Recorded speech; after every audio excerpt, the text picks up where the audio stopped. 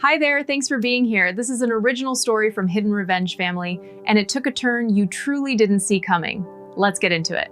A dark red drop hit the white silk napkin in my lap.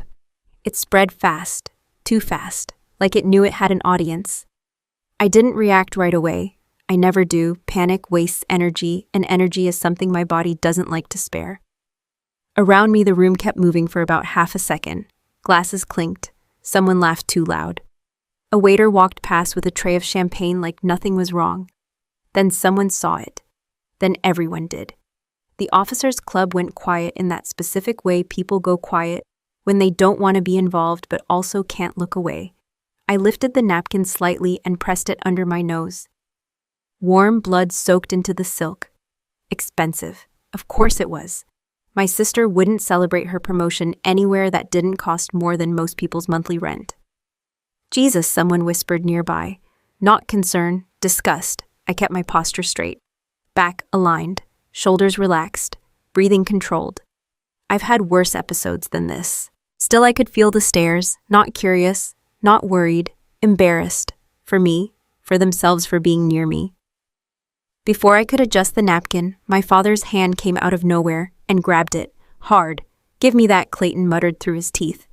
He yanked it away and immediately replaced it with another, pressing it against my face like he was trying to erase me. Keep it down, he said quietly, but not quietly enough. You're making a scene. I didn't argue. I let him press the napkin against my nose like I was a problem he could physically contain. Across the table, Beatrice exhaled sharply. Not worried, annoyed. Of course, she said, shaking her head. You always find a way, don't you? Her uniform was perfect. Every line crisp. Every medal placed exactly where it should be. Her new rank major sat on her shoulder like it had always belonged there. She didn't even look at me when she said it. Tonight of all nights, she added, lifting her glass like I was just background noise. You couldn't wait until we got home. A few officers chuckled awkwardly, not because it was funny, because they didn't want to be on the wrong side of her. I adjusted the napkin myself this time, taking it back from my father's grip. I'm fine, I said. Simple, flat, done. Beatrice finally looked at me. Her eyes scanned me the way people check a stain on the carpet. You're not fine, she said. You're a liability. There it was, straight to the point. I appreciated that. Dalton leaned forward beside her, resting his elbows casually on the table like this was just another business meeting. He smiled at me. That kind of smile that pretends to be supportive, but is already calculating your value. Actually, he said, sliding a folder across the table toward me. This is exactly what we wanted to talk about.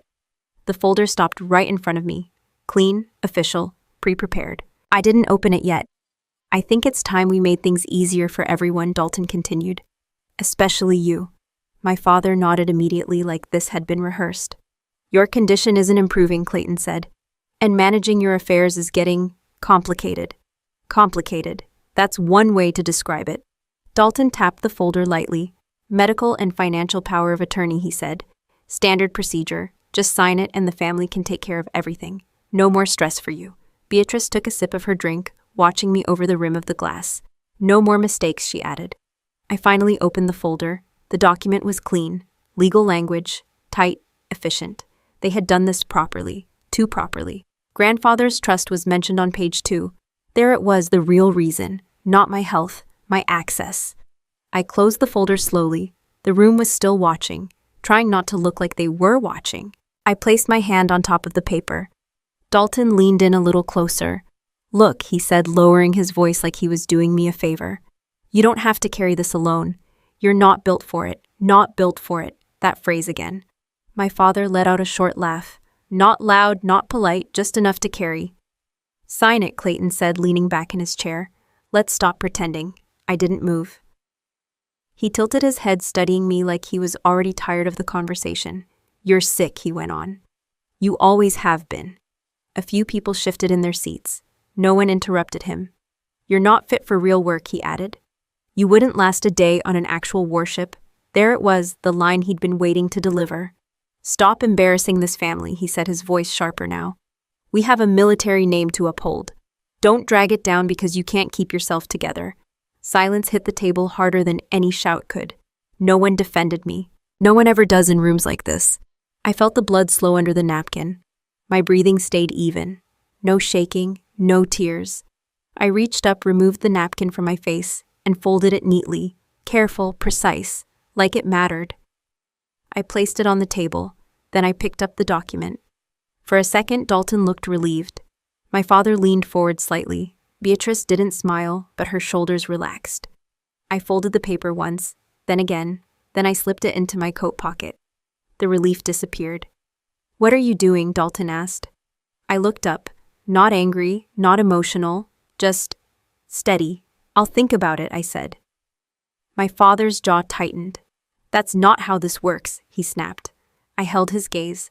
For the first time that night, I didn't look like the weakest person in the room.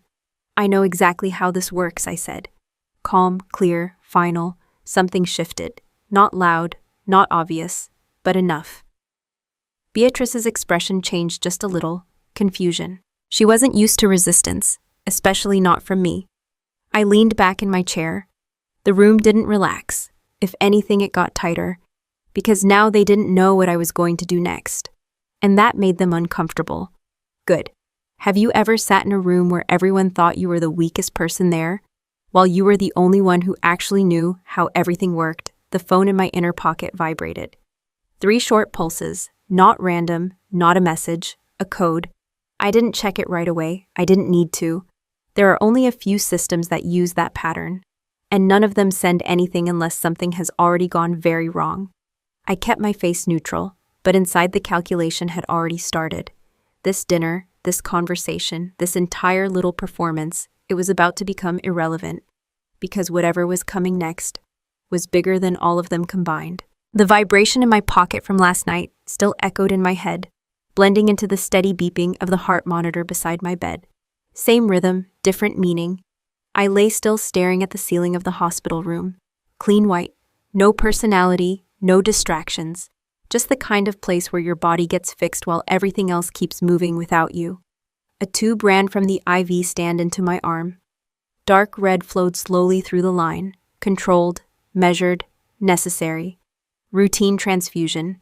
The nurse had already checked my vitals twice this morning. Stable. That's the word they always use when they don't want to promise anything. I shifted slightly, careful not to pull the line. My phone rested on the tray beside me. Silent now, but I hadn't forgotten the pattern. 3 short pulses. Joint Chiefs level priority. Not something that waits. The door opened without a knock. Of course, I didn't turn my head right away. I didn't need to. I already knew who it was. "He looks worse in daylight," Beatrice said. Correction, who they were. I turned slowly. Beatrice stood at the foot of the bed, already in uniform. Perfect again. Like she'd been pressed into shape this morning just to remind the world she belonged in it.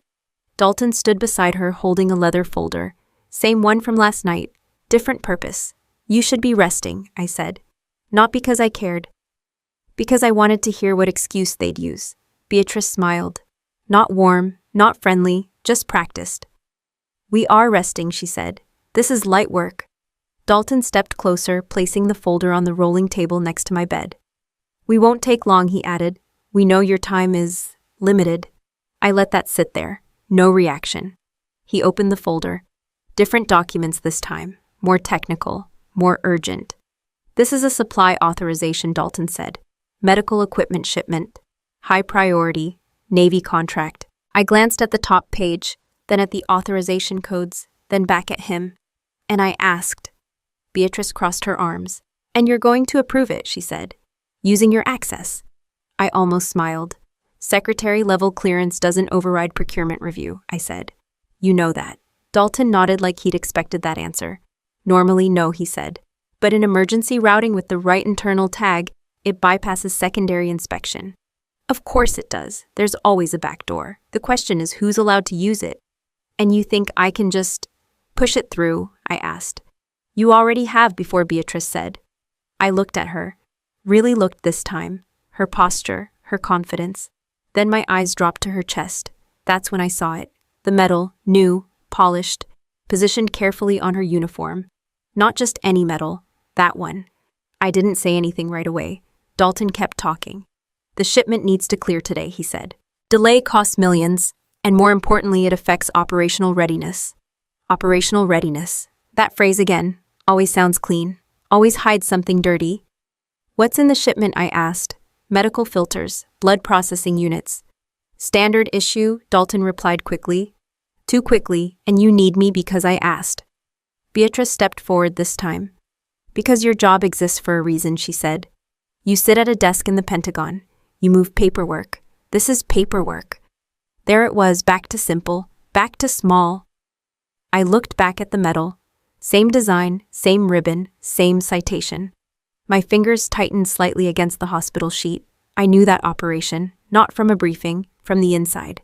A windowless room, no natural light, no clock, just screens, encrypted signals, broken comms, a fleet blind in hostile water, and one decision, one sequence of code that either rerouted everything or lost 5,000 sailors in under 10 minutes.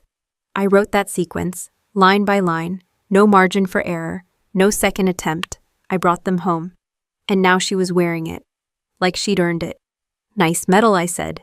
Beatrice smiled, proud. It is, isn't it, she said. Pacific operation, intelligence extraction under hostile conditions. She said it like she believed it, like she'd been there. Dalton glanced at me, watching for a reaction. I gave him none. You're welcome, by the way, she added. That almost made me laugh. Instead, I shifted slightly in the bed, adjusting the IV line. Take it off, I said calmly. The room went quiet. Beatrice blinked. What? She asked. I looked at her again. Direct. Steady. You're wearing it wrong, I said. Her expression tightened. It's perfectly aligned, she snapped. I shook my head slightly. Not the placement, I said. The meaning. Dalton stepped in. Let's stay focused, he said quickly. We're not here for this. But Beatrice didn't step back. She moved closer. You don't get to comment on things you don't understand, she said. There it was, the assumption, the foundation of everything. I reached over, picked up the top document from the folder and scanned it again. Routing codes, supplier IDs, batch numbers. Something didn't sit right, but I didn't dig into it yet. Not in front of them. I placed the paper back down. No, I said. Simple, flat, final. Dalton froze for half a second. Beatrice didn't. Her reaction was immediate. Excuse me, she said. I'm not approving it, I replied. Her jaw tightened. You don't have a choice, she said. I looked at her. I always have a choice, I said. Dalton leaned in, lowering his voice. Let's be realistic, he said. You rely on family support, medical coverage, access. All of that can change. There it was, the real pressure point. Not money, not reputation, survival. Beatrice folded her arms again. Dad already talked to the board, she said. Your special medical coverage. It's not permanent. I held her gaze. You're threatening to cut off my treatment, I said. I'm stating facts, she replied. No hesitation, no shame. I nodded once. Processing, calculating. Then I leaned back slightly against the pillow. Your medal's crooked, I said. Not louder, not sharper, just precise. Beatrice's face changed. Not anger first. Something else. A flicker. Because my tone didn't match the room. It didn't match the situation. It didn't match the version of me they believed in. You think this is a joke? She asked. I tilted my head slightly. No, I said. I think you're standing in a hospital room threatening a patient over paperwork you don't understand, while wearing recognition for work you didn't do. Dalton stepped back. Not far. Just enough. Beatrice didn't move, but her shoulders weren't as steady. You don't know what you're talking about, she said. I didn't argue. I didn't explain. I just looked at her and held it. Long enough. The heart monitor beeped steadily beside me. The IV continued its slow, controlled flow. Everything in the room stayed the same, except her, because for the first time, she wasn't completely sure anymore. I pulled the IV line out myself the moment the nurse stepped out of the room, not violently, not careless, just quick and clean. The adhesive peeled back. The needle slid out. A small bead of blood surfaced, then stopped. I pressed gauze over it and taped it down without looking. I didn't have time to stay in that bed. I swung my legs over the side, waited half a second for the dizziness to settle, then stood up. Stable enough.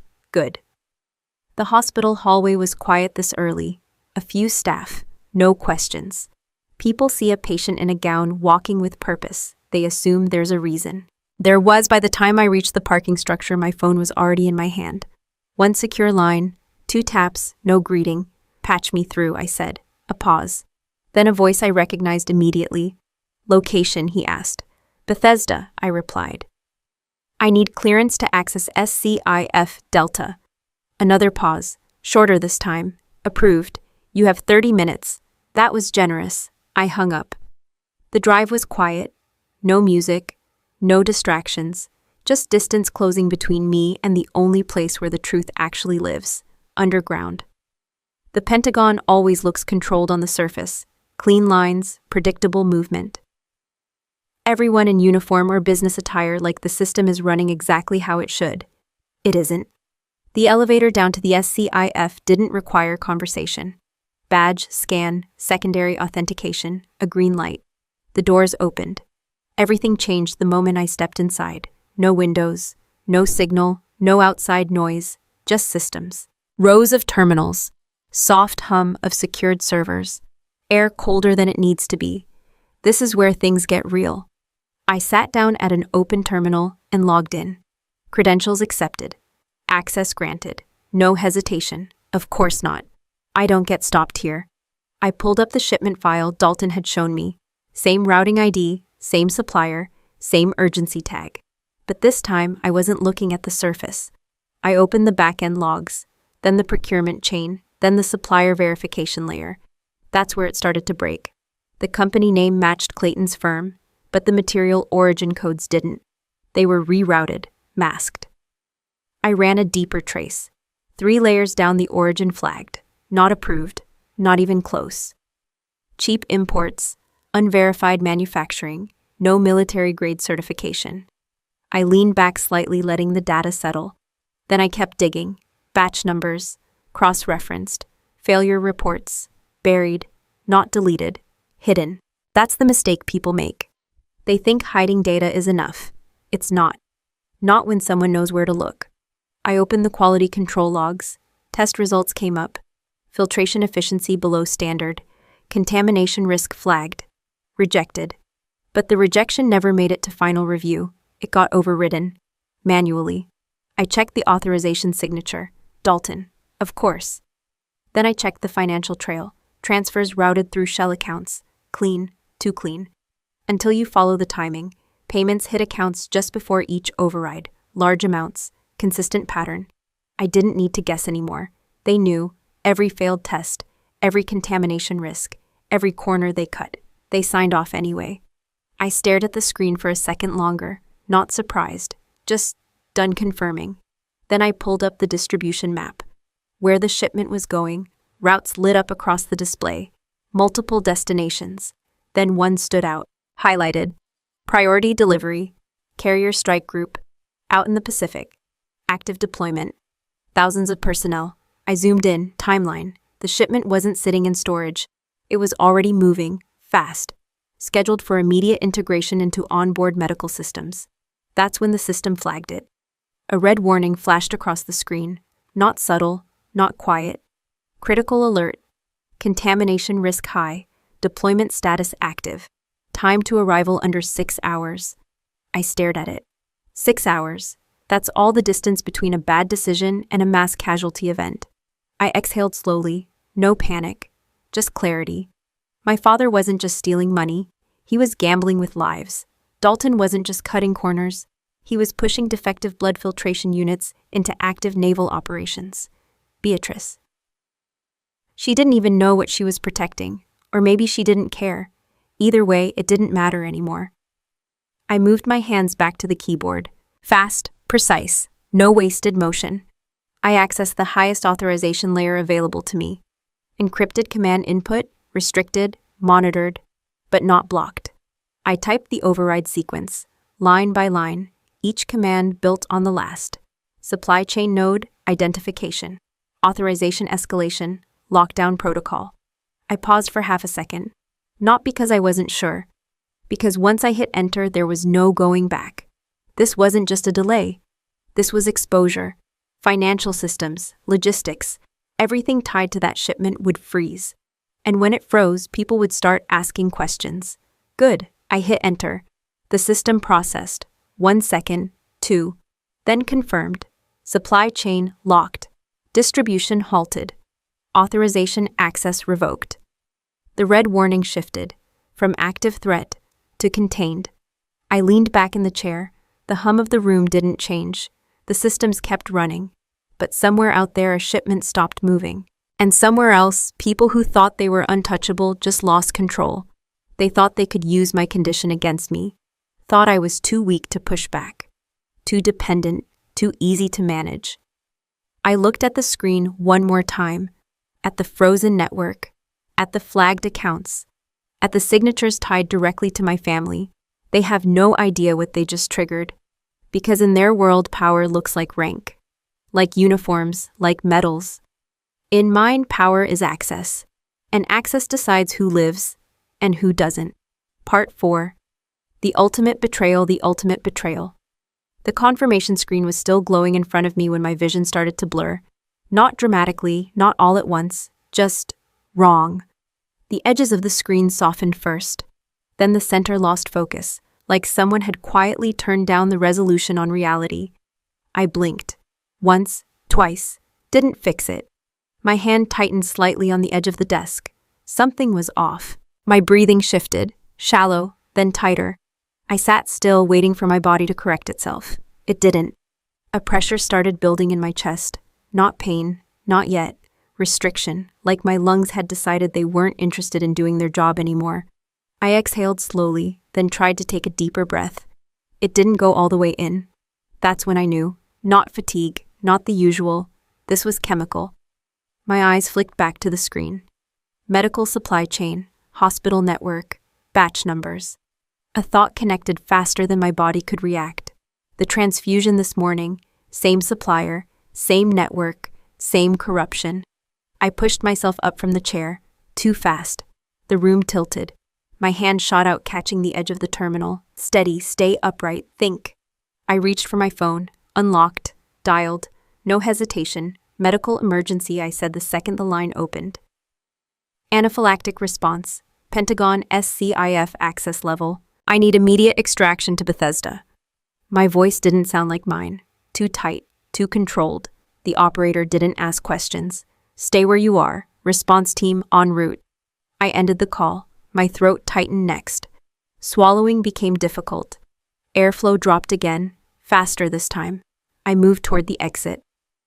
Each step felt heavier than the last. Not weak, delayed, like my body was running on bad signal. By the time I reached the elevator, my fingers were numb. I pressed the button, waited. Too long. The doors opened. I stepped in. The ride up felt longer than usual. Or maybe my body just didn't have time left to process it normally.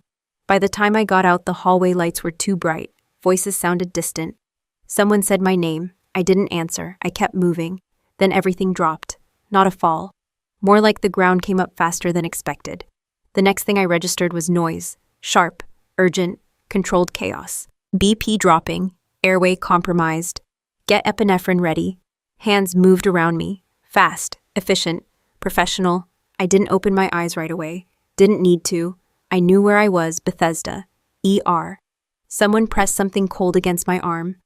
Another injection. My chest tightened harder, then loosened slightly.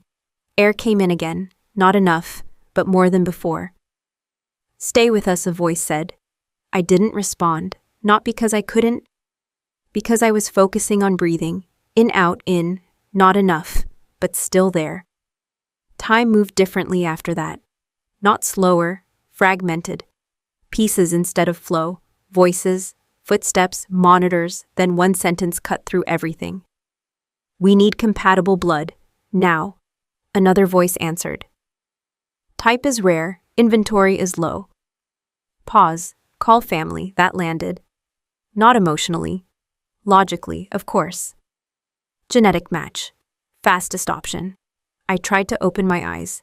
They didn't cooperate. My body was still deciding whether it wanted to stay functional. Footsteps approached. Different ones, not medical, heavier, confident. Then a voice I knew too well. What's the situation, Clayton? Of course he came. Not for me, for control. The doctor spoke quickly.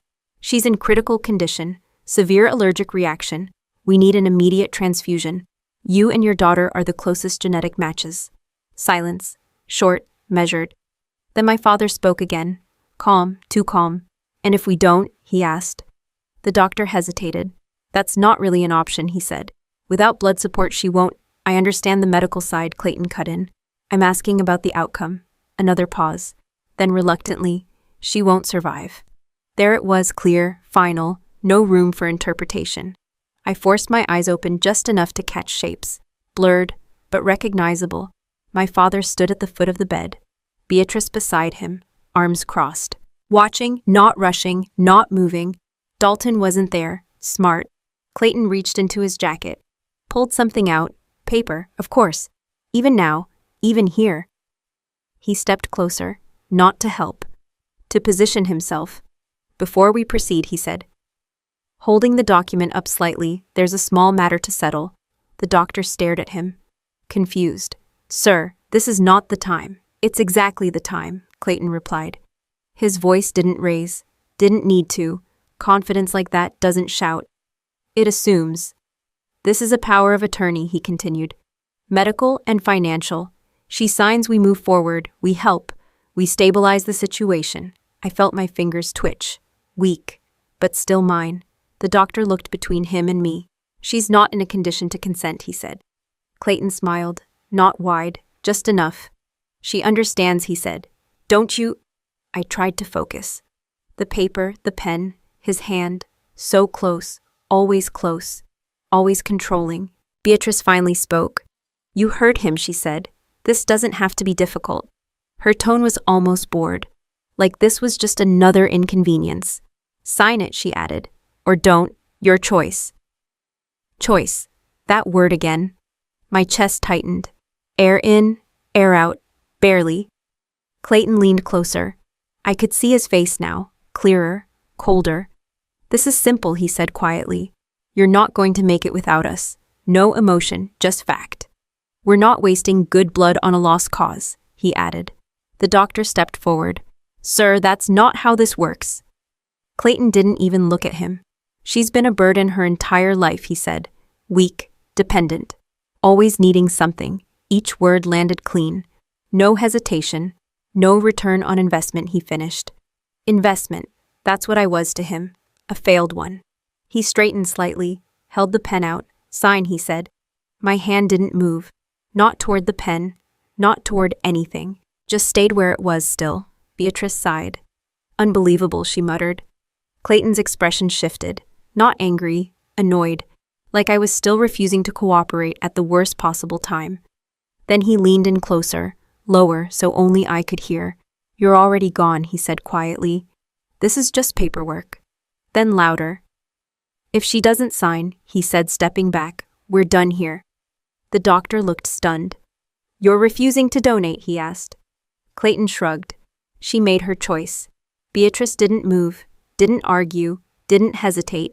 She just stood there, agreeing, silently, completely. My vision darkened again, faster this time, not gradual, closing like a door. The monitor beside me started to change, beeping sharper, more urgent. Voices picked up, movement increased, but none of it mattered, because the last thing I saw was my father lowering the pen and walking away. The moment his hand started to reach for mine, the sound hit. Sharp, loud, unmistakable. A piercing alarm ripped through the hallway outside. Code red, not a drill, not a mistake, real. The entire floor shifted in seconds. Footsteps accelerated, voices changed tone. Doors slammed somewhere down the corridor. Even through the haze in my vision, I recognized it immediately. Security lockdown. Clayton paused. His fingers stopped just short of touching my hand. What the hell is that? He muttered. No one answered him, because the answer came fast. Heavy boots, multiple, closing in. Then the door exploded open, not pushed, not opened, forced. Wood slammed against the wall hard enough to echo. Not doctors, not hospital staff. Armed agents, black tactical gear, controlled movement. Weapons up but disciplined. NCIS. They moved like a unit. 2 stepped in first, clearing corners. 2 more followed, positioning themselves instantly around my bed. Angles covered. Entry secured. No hesitation. No confusion. The room changed in less than 3 seconds. From medical emergency to controlled operation. 1 agent moved to my left side, another to my right. A third positioned himself directly between me and Clayton. A wall, solid, unbreakable. "What is this?" Clayton snapped, stepping forward, authority back in his voice. The version he uses when he expects people to listen. "I'm a retired colonel." Stop. The word cut him off clean. The man who said it stepped in last. No rush, no wasted motion, different presence. Leader, NCIS team lead. His eyes scanned the room once, everything processed, everything understood. Then he focused on Clayton. "You need to step back," he said. Not loud, not aggressive, just final. Clayton didn't move. "You don't give me orders," he shot back. "This is my daughter." The agent didn't even let him finish. He stepped forward. Close enough, controlled. Then with one quick motion, he knocked the paper out of Clayton's hand. It hit the floor, ignored. The pen followed, rolled under the bed. Gone. "What the hell do you think you're doing?" Clayton snapped. The agent's expression didn't change, not even slightly. "Securing a federal asset," he said. The word landed. Asset, not patient, not daughter, not civilian. Clayton blinked. Just once, like his brain needed a second to catch up. Beatrice stepped forward immediately, pulling out her military ID. "Stand down," she ordered, flashing the badge. "I'm an active duty major. You are interfering with lower it." The agent didn't even look at her ID. Beatrice froze. "Not fully, but enough." "I said lower it," he repeated. Same tone, same control. She hesitated. Then slowly, reluctantly, her hand dropped. That was the moment. The shift, not loud, but real. Because for the first time, her rank didn't matter. Clayton tried again. Different angle. "You're making a mistake," he said. "She's in critical condition. We were handling it." "No," the agent said. Still calm, still precise. "You were not." Silence followed, heavy, uncomfortable. Then the agent's gaze hardened. Just slightly, enough to make the point clear. From this moment forward, he said, "No one approaches this bed without authorization." He turned his head slightly, addressing his team, without looking away from Clayton. "Lock it down." "Yes, sir." Two agents adjusted positions. Closer, tighter, no gaps. Weapons stayed low, but ready. Not threatening, prepared. Clayton looked around the room, then back at the agent. "You don't understand," he said. "I'm her father." The agent finally reacted to that. A small shift, not respect, recognition. "Then I'm aware," he said. That was it. No apology, no adjustment, just acknowledgement. Beatrice stepped forward again, slower this time. "What is she to you?" she asked. The question came out sharper than she intended. The agent looked at her, really looked this time, measured, cold. Then he answered. Protected. One word. Enough. Beatrice didn't respond, didn't have anything to say, because that word carried weight she couldn't match. Clayton's voice dropped, lower, more controlled. "On whose authority?" he asked. The agent didn't answer right away. He let the silence sit. Then "above yours," he said. That was the end of it. Clayton's posture changed. Not dramatically, but enough. Because now he understood something he hadn't before. This wasn't a misunderstanding. This wasn't a mistake. This was intentional, targeted, and he wasn't in control. Not anymore. I could still hear everything. Even through the fading edges of my vision, even through the weight pressing down on my chest. The room was different now, safer, not emotionally, strategically, because the variables had changed. Clayton wasn't the one deciding outcomes anymore. The agent stepped slightly to the side, checking the monitors. "Vitals," he asked. "Unstable," the doctor replied quickly. "We still need blood." The agent nodded once, then spoke into a comm on his shoulder. "Status." A voice came back immediately. "Package secured. Primary inbound." The agent didn't react outwardly, but I caught it. Primary inbound. That wasn't standard. That meant someone important was already on the way. Clayton heard it too. "What does that mean?" he demanded. No one answered him, because no one needed to. He was already being moved out of the center of the situation, and he knew it. Beatrice looked at me again. Different this time. Not annoyed, not superior, uncertain. Like she was trying to recalculate something that no longer made sense. Good. They thought I had no one, no backup, no leverage, just a sick body in a hospital bed. They forgot something. In their world, power comes from rank, from titles, from what people can see. In mine, power comes from what you control when no one's looking. And right now, They were standing in a room controlled by someone else, not them, never them. Because while they were busy trying to decide whether I was worth saving, they forgot one simple fact. I'm the one who decides who gets saved. The silence didn't last. It cracked under the sound of footsteps, not rushed, not chaotic, measured, heavy. Each step hit the floor with purpose, echoing down the hallway like a countdown no one in the room could ignore. Even through the blur in my vision, I felt it. The shift. The agents felt it too. Subtle, posture tightening, attention sharpening. Someone important had just entered the building. The footsteps got closer. Voices outside dropped immediately. People moved, not told to, just instinct, clearing space, making way. The door didn't get kicked open this time. It opened. Controlled, and he walked in. Full uniform, perfectly aligned.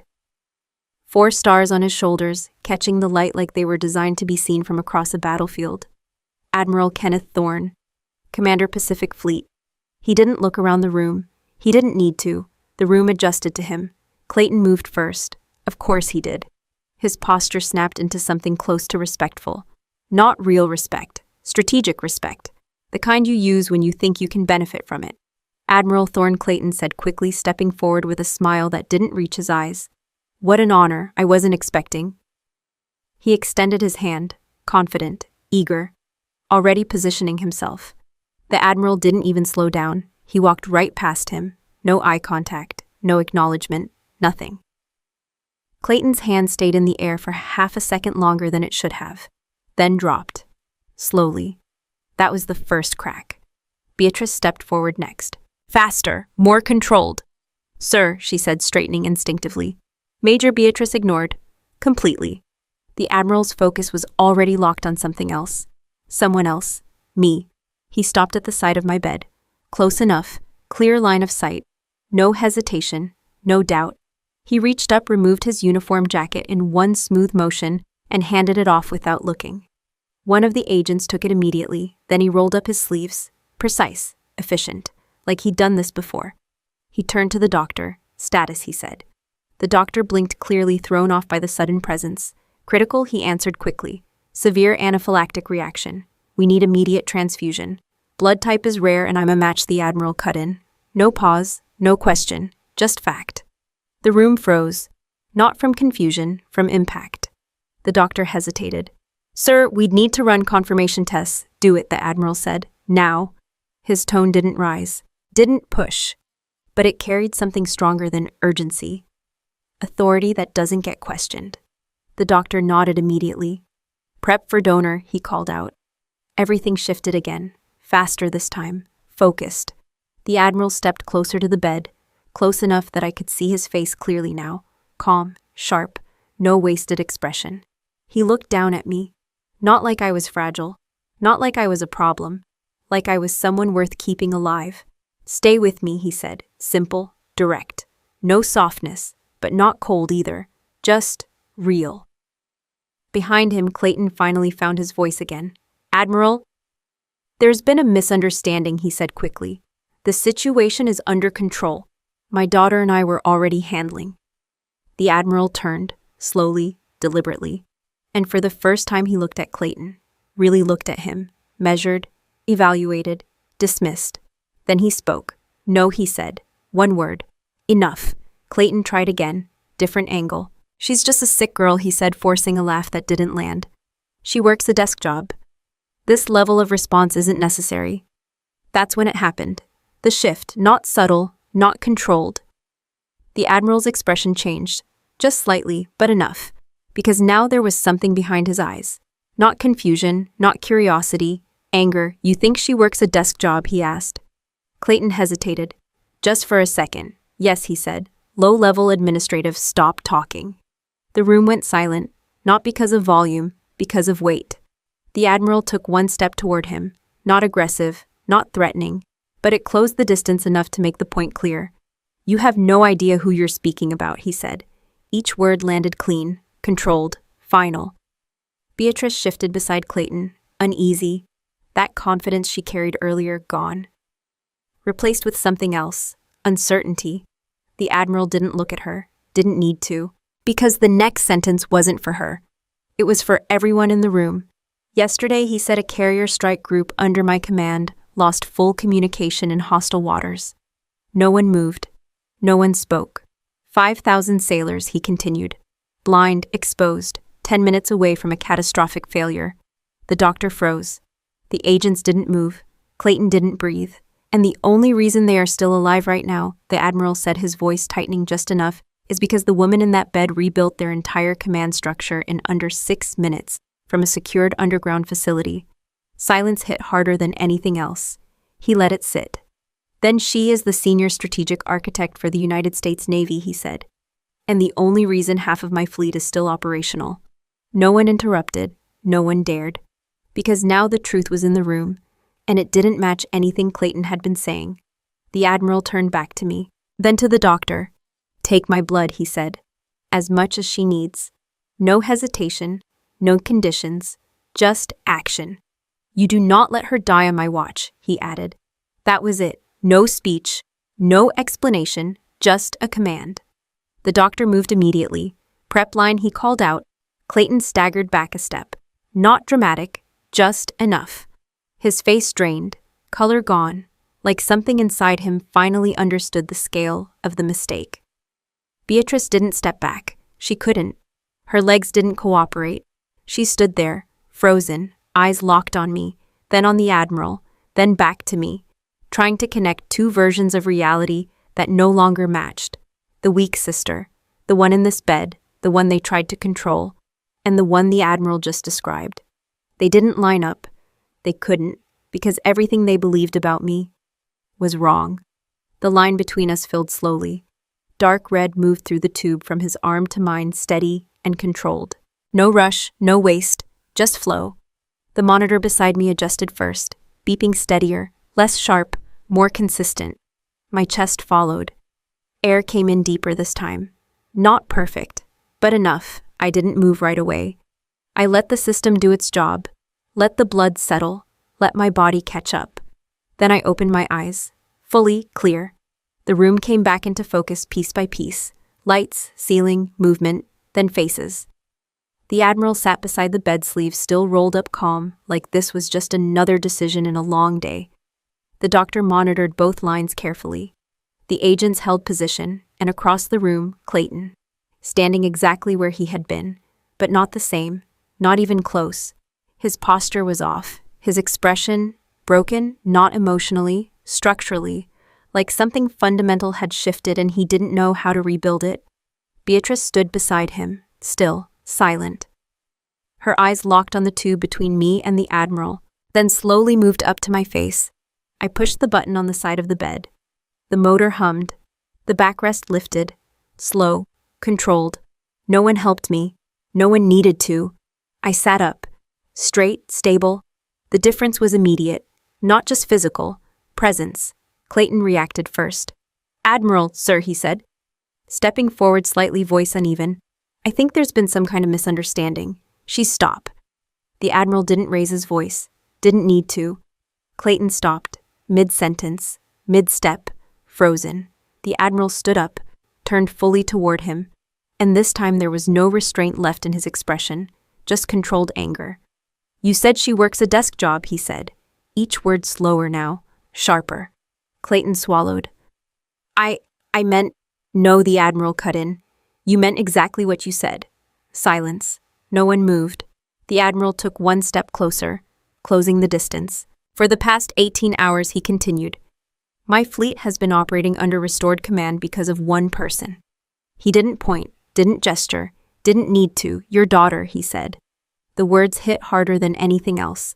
Clayton's mouth opened, closed. No response came out. 5,000 sailors, the Admiral went on. Alive today because she rebuilt a compromised network under active threat conditions. His tone didn't rise. It didn't need to. You call that paperwork, he asked. No answer, no defense, because there wasn't one. She is the reason the Pentagon still has control over multiple active operations right now, the Admiral said. And you stood in this room and called her a burden. The room held that. Let it sink in, let it settle. Clayton didn't argue anymore, couldn't. Because now he understood. Not just that he was wrong, but how wrong. I watched him, calm, steady. Then I spoke. "You're right, Dad," I said. My voice was even, no strain, no emotion. "I do paperwork."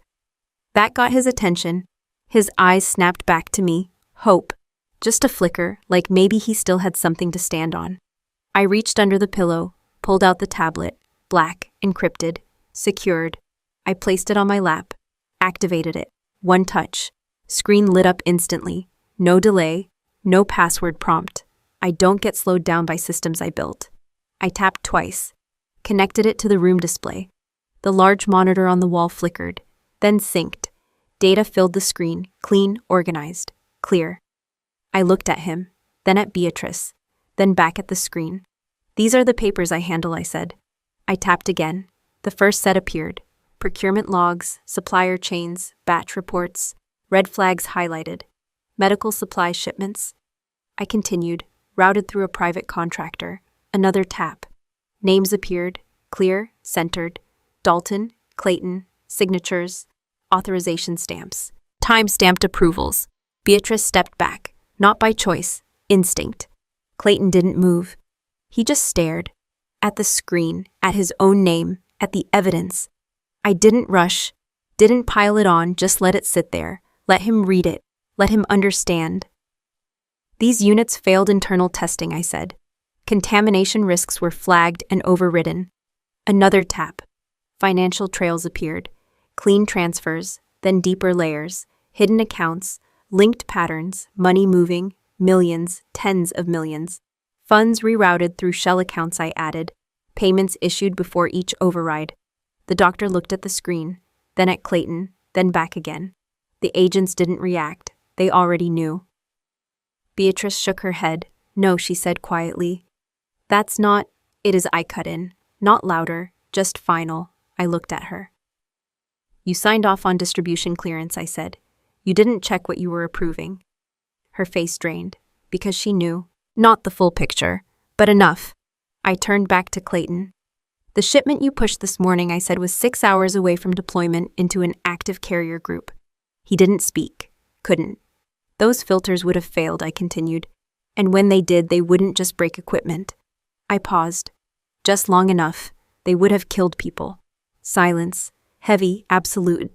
I leaned back slightly, still holding his gaze. "You told me I was a burden," I said, "that I couldn't survive on a real ship. No anger, no bitterness, just fact. But yesterday I added I kept 5,000 people alive from a room you don't even have clearance to enter. That landed. Deep. Permanent." I looked at the screen one more time, at the evidence, at the truth. Then back at him. "This is my paperwork," I said, and for the first time, he had nothing left to say. The room didn't explode, it tightened. Like everything inside it got pulled inward at the same time. The screen behind me still showed the data. Names, numbers, transfers, signatures. No room for interpretation. No way out. That's when Dalton moved. Not fast, not obvious, but I saw it. A step toward the door, casual, like he just needed air, like he wasn't part of the problem. 2 agents moved before he reached the handle. One grabbed his arm, the other drove him down, clean, efficient. No struggle that lasted more than a second. Dalton hit the floor hard, a short grunt, then metal, cuffs locked. "Stay down," one of them said. Dalton didn't argue, didn't fight, because he knew this wasn't a situation you talk your way out of. Clayton turned. Too late. "Wait," he started. No one listened. Beatrice didn't move at first. She was still staring at the screen, at the names, at the connections, trying to separate herself from it. Trying to find a version where she wasn't included. There wasn't one. Then she snapped. "This isn't on me," she said suddenly. Her voice cracked. "Not controlled anymore. This is his doing," she added, pointing at Clayton. "And Dalton's. I didn't know anything about defective supplies. I just signed off on what I was given." She stepped forward. Too fast, toward the Admiral, grabbing for something stable, something powerful. "Sir, I am a decorated officer," she said, reaching for his arm. "You know what that means. I would never knowingly compromise." The agent nearest her stepped in, blocked her, firm. She stopped, but she didn't back away. "Look at my record," she pushed. "Look at my medal, that operation." That's when my attention locked onto it again. The medal, still there, still sitting on her chest like it belonged, like it meant something. I watched it for a second, then I spoke. "Take it off." My voice wasn't loud, didn't need to be. The room heard it anyway. Beatrice froze, her eyes snapped to me. What she asked. I didn't repeat it right away, I just held her gaze. "Then take it off," I said again. Same tone, same control. The Admiral looked at me, just briefly, then he nodded. Once. That was all it took. One of the agents stepped forward immediately. Beatrice reacted. "No, wait," she said, stepping back. Too late. The agent reached her, one hand steady, one motion, the medal came off. Clean, no ceremony, no respect, just removal. The fabric of her uniform shifted slightly where it had been pinned. Empty space left behind. The agent held it for half a second, then stepped back. Beatrice stared at the spot, like something physical had been taken out of her. "Not just medal, identity, no," she said quietly, then louder. "No, that's mine," her voice broke. "I earned that," she insisted. "I was there." I leaned forward slightly, not aggressive, just enough. "No, you weren't," I said. The room went still again, because now it wasn't about money or fraud. This was personal. "You were in the command center after the extraction was already complete," I continued. "You showed up for the photos." Her breathing changed. Fast, unsteady. "That's not true," she said. "Weak, unconvincing. You don't even know what the operation involved," I added. "You repeated the report they handed you." She shook her head. "No," she said again. But it didn't land, because she knew. Deep down, she knew. I kept my voice steady. "You didn't rebuild the signal chain," I said. "You didn't reroute the fleet. You didn't make the call that kept them alive." I paused. Just a second. Then I did. That was it. No elevation, no drama, just fact. Beatrice's legs gave out. Not dramatically, just enough. She dropped to her knees, hands hitting the floor to catch herself. Her breathing broke completely now, not controlled, not composed, raw. Her makeup started to run. She didn't fix it. Didn't try, because there was nothing left to fix. "I didn't know," she said, her voice shaking. "I didn't know it was you." I didn't respond, because that wasn't the point. The Admiral stepped forward, took the medal from the agent, looked at it for a moment, then spoke. "This doesn't belong to you," he said. Simple, final. He handed it off. Gone. Just like that. Beatrice stayed on the floor, not moving, not arguing, because now there was nothing left to defend. Clayton looked between all of us. His control was gone. Completely. "This is being blown out of proportion," he said, forcing something that sounded like authority but didn't hold. "It's paperwork. Contracts. Supply issues. That's not treason." The word hung there. Treason. No one rushed to correct him. Because he just said it himself. The agent in charge stepped forward. "It is when you knowingly push compromised materials into active military operations," he said. Calm, professional. "And when those materials have a high probability of causing loss of life." Clayton didn't answer, couldn't, because now the conversation wasn't about opinion. It was about consequence. I watched all of it. From the bed, steady, present, every piece falling exactly where it needed to. They built everything on image, rank, reputation, control, and now, every one of those things was being stripped away, one by one. No noise, no chaos, just removal, clean, precise, permanent. And the worst part for them, this wasn't revenge, this was correction. And correction doesn't ask for permission. The cuffs clicked shut, clean, final. Clayton didn't resist when they put his hands behind his back. He didn't argue, didn't raise his voice. The man who used to control every room he walked into now stood there, quiet, not composed, not strategic, just empty. His hands trembled slightly inside the restraints, not from anger, from realization. Dalton was already on his feet again, held firmly between two agents. No more movement, no more attempts to slip away, just controlled breathing and a face that had already accepted the outcome. Beatrice was still on the floor. She hadn't moved, hadn't tried to stand. Her hands rested in her lap, now fingers loosely curled like she didn't know what to do with them anymore. The room didn't feel tense anymore. It felt settled, like everything had already happened and now it was just a matter of procedure. Clayton looked at me, really looked this time, not past me, not through me, at me, and for the first time in my life. He didn't see something beneath him. He saw something he couldn't control. His mouth opened, closed, then opened again. "Audrey," he said. My name sounded different coming from him now, not dismissive, not sharp, uncertain. I didn't respond. He took a step forward. The agents didn't stop him. Not yet. "I didn't know it would go this far," he said. His voice cracked slightly. Not dramatic, but real. "This wasn't supposed to." He stopped himself. "We were managing risk. That's all. That's what business is." I watched him. No reaction. No interruption. He swallowed. Hard. "You have to understand," he went on. "Everything I did, it was for the family." There it was, the justification. The one people always use when they run out of better ones. I still didn't respond. Because I didn't need to. Beatrice finally looked up. Her eyes were red. Not from a performance. From collapse. "Audrey," she said, her voice barely holding together. "We're still family," that word again. Family, it sounded smaller now. Weaker, like it didn't carry the weight they thought it did. "I didn't know what he was doing," she added quickly, gesturing toward Clayton. "I swear, I just signed what they gave me. I trusted." Stop. I didn't raise my voice. Didn't need to. She stopped immediately, because the tone was enough. I shifted slightly in the bed. Sat straighter, fully present now, no weakness left in my posture, just control. Clayton tried again. Different angle, more direct. "You can fix this," he said. "Hope, desperation, mixed together. You have access, influence. You can make this go away. You've done it before. You know how the system works." Of course I did. Better than he ever would. "That shipment, the freeze, the reports," he continued. "You can adjust them, delay them, redirect attention." He took another step forward. Closer. "Just say the word," he said. "And this ends here." That was the offer. Not apology, not accountability, a deal. Even now, even here. I looked at him, calm, steady. Then I spoke. "You're right," I said. His face shifted. Hope sharpened. Immediate. He leaned in slightly. I added. That hope grew.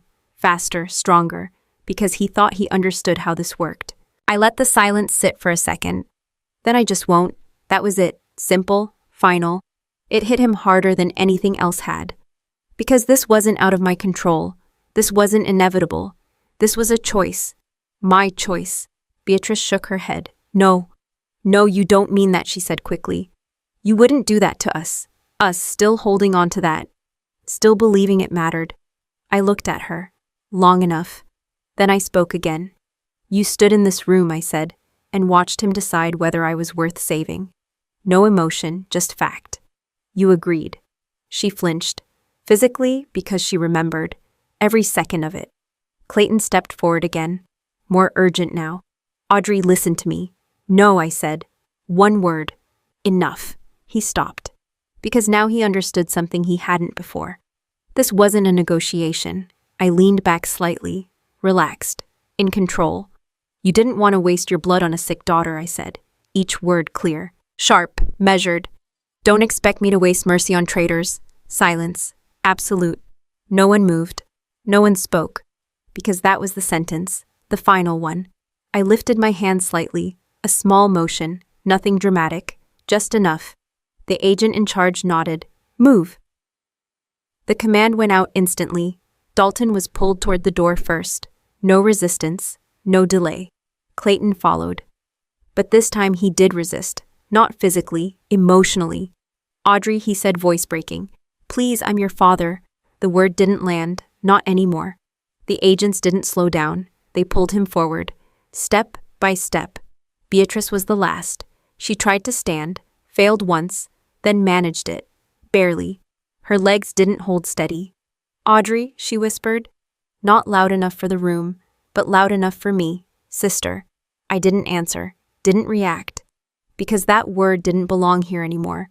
They were moved out. One by one. No ceremony. No dignity.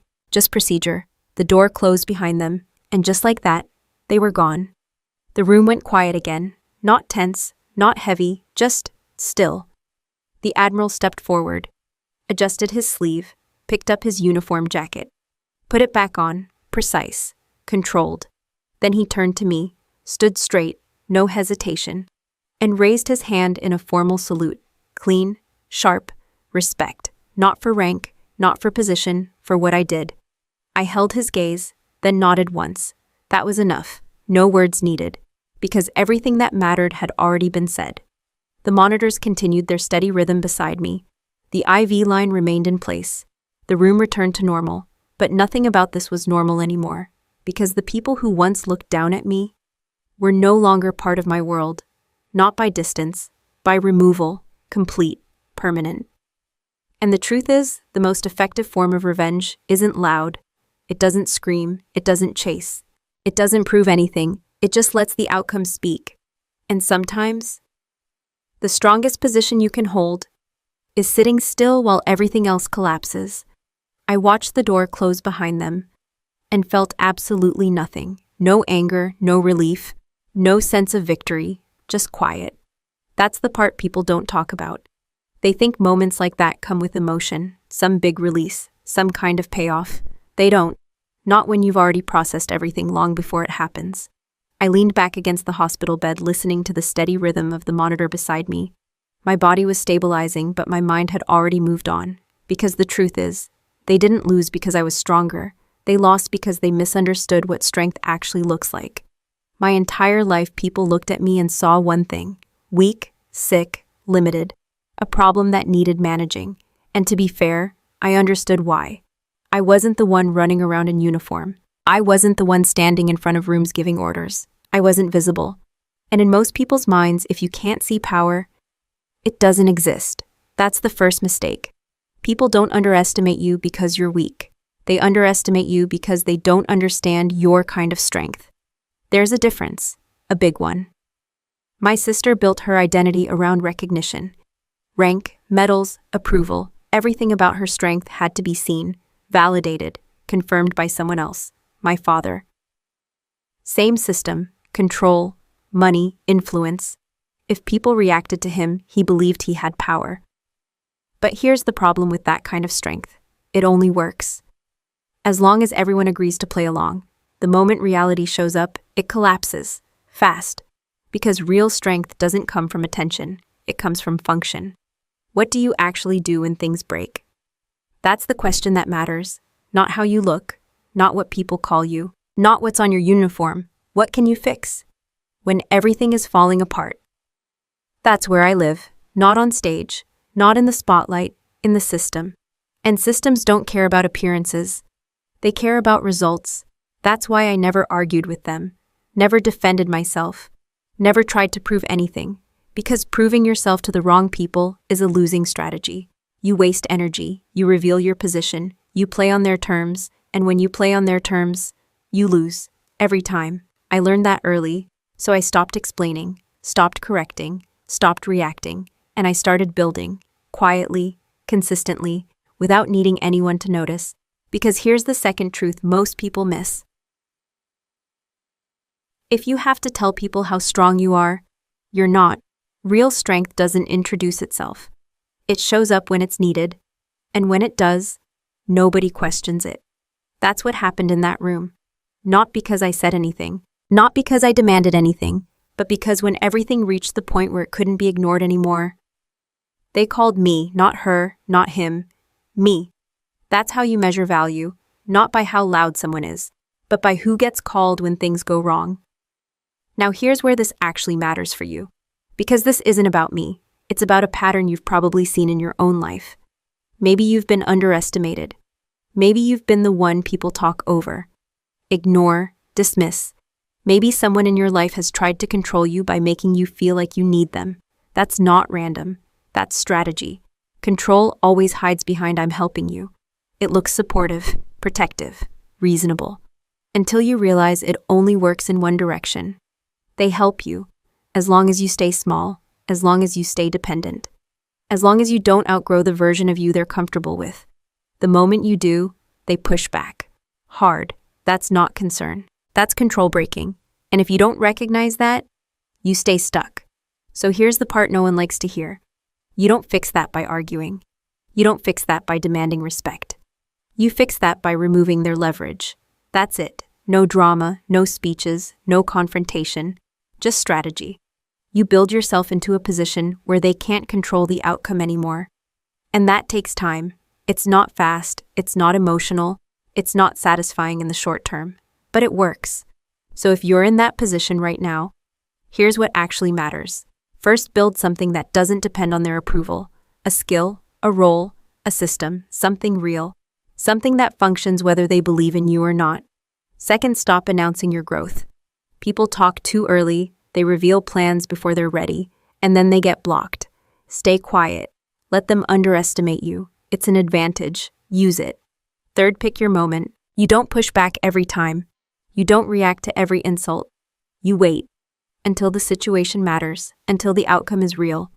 Then you move, and when you do, you don't argue, you don't explain, you just act. That's the difference. That's what they never understood about me. They thought silence meant weakness. They thought patience meant dependency. They thought control belonged to the person speaking the loudest. They were wrong. Because the strongest position you can be in is not the one everyone sees. It's the one no one can replace. And once you reach that point, you don't need to fight for respect anymore. You don't need to prove anything. You don't even need to respond. Because the moment will come when everything depends on you, and when it does, the same people who ignored you will be forced to listen. Not because you changed who you are, but because they finally understand what you've been all along. I didn't win because I had more authority. I didn't win because I had a higher rank. I won because I controlled something they didn't even understand. That's the part most people miss when they look at situations like mine.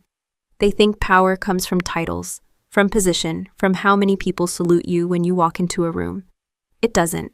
Those things give you visibility, they give you status, but they don't give you control. And without control, none of it holds. I've seen people with perfect resumes fall apart the moment something goes off script. I've seen people with impressive titles freeze when the system they rely on stops working, because they don't actually run anything. They sit on top of it. And that works, until it doesn't. My father thought money was power. As long as he could move it, hide it, redirect it, he believed he was in control. My sister thought recognition was power. Medals, rank, validation from people above her. She believed that made her untouchable.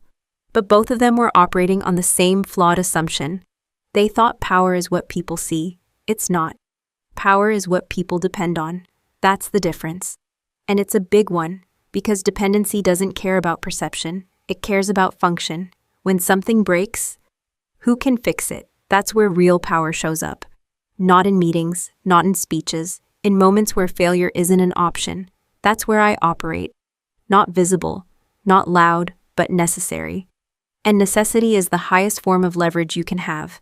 Let me break that down in a way that actually applies to you, because this isn't about military systems. It's about how control works in real life. Most people chase position. They want the title, the promotion, the recognition. They want people to look at them and say, that person is important. But here's the problem. If your value is based on how people see you, then your power depends on their opinion, and opinions change. Fast. The moment you're not useful, the moment you make a mistake. The moment someone better shows up, you're replaceable. That's the part no one likes to admit. But it's true. Now compare that to access. Access is different. Access means you understand something others don't. You can operate in a system others can't. You see patterns others miss. And most importantly, you can fix things they can't fix without you. That's not about being impressive. That's about being essential. And essential people don't get ignored. They get called every time something matters. That's why when the situation escalated, no one called my father, no one called my sister. They called me. Not because I was visible, but because I was required. That's the difference between authority and control. Authority gets attention. Control decides outcomes. And if you want real power in your own life, you need to stop chasing authority and start building access. So how do you actually do that? It's simpler than people think, but it's harder than most are willing to commit to. First, you pick a system, not something random, something that matters. Your job, your industry, a skill that actually connects to real outcomes. Then you go deeper than everyone else. Not surface level knowledge, not just enough to get by. You understand how it works underneath, how decisions get made, where things break, where the weak points are. That's where value lives. Most people never go there. They stay at the top layer because it's easier, because it looks good, because it's visible, but it's also replaceable. Second, you become reliable under pressure. Not when things are easy, not when everything is running smoothly, when something goes wrong. That's when people reveal their real value. Can you think clearly? Can you act without hesitation? Can you fix the problem without creating a bigger one? That's where people earn trust, not through words, through performance. And trust leads to dependency. Third, you stop announcing what you can do. This is where most people sabotage themselves. They talk too much. They try to prove their value before it's needed. And all that does is give other people time to block you, undermine you, or take credit for what you haven't even done yet. Keep it quiet. Let your work speak when it actually matters. Because when people discover your value at the exact moment they need it, that's when it hits the hardest. That's when it sticks. Now let's talk about something most people get completely wrong. Fake power. It looks real at first. Titles, money, recognition, influence. It checks all the boxes, but it has one fatal flaw. It can't survive pressure. The moment something goes wrong, it collapses. Because it was never built on function, it was built on perception. That's exactly what happened to my father, to my sister. Everything they had only worked, as long as no one questioned it. The moment the system pushed back, it all fell apart. Fast, clean, permanent. And here's the part you need to understand. You don't need to destroy people like that. You don't need to fight them. You don't need to expose them. You just need to stop depending on them. And let reality do the rest, because fake power always reveals itself, eventually. You just have to be in a position where it doesn't take you down with it. That's the goal. Not dominance, not control over people, control over outcomes. That's what matters. That's what lasts. So if you take one thing from this, make it this: don't build a version of yourself that looks powerful. Build a version of yourself that people can't operate without. Because when everything starts to fall apart, no one asks who looks important. They ask one question: who can fix this? And when the answer is you, that's when you stop needing permission. That's when you stop needing validation. That's when you stop being overlooked. Not because you changed who you are, but because you built something no one else can replace. When they asked me for mercy, I didn't feel angry. That's the part people don't expect. They think betrayal should come with rage, with shouting, with some kind of emotional explosion that proves how much it hurt. It didn't. Because by the time they were begging, I had already processed everything they did. That's something most people don't understand about betrayal. The real damage doesn't happen at the end. It happens in small moments leading up to it. Every time you notice something is off. Every time someone crosses a line and pretends they didn't. Every time you choose to ignore it because you want to believe it's not what it looks like. That's where the truth builds, quietly, piece by piece. So when the final moment comes, it's not shocking, it's confirmation. That's why I didn't react the way they expected. I didn't yell, I didn't break down, I didn't try to hurt them back. Because reacting emotionally would have put me back into their system. And their system only works if you play by their rules. That's the mistake most people make when they're betrayed. They react, immediately, loudly.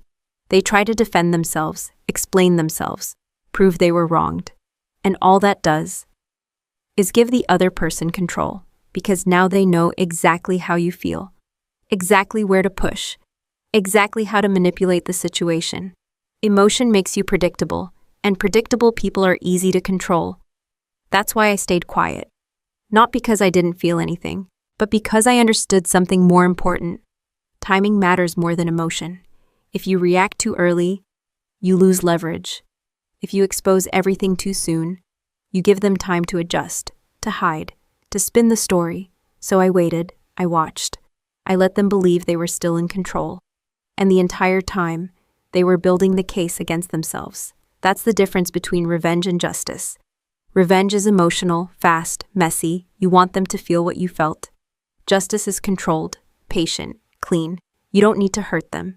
You just stop protecting them. And that's exactly what I did. I didn't destroy my father. I didn't destroy my sister. I removed myself from the system that was protecting them.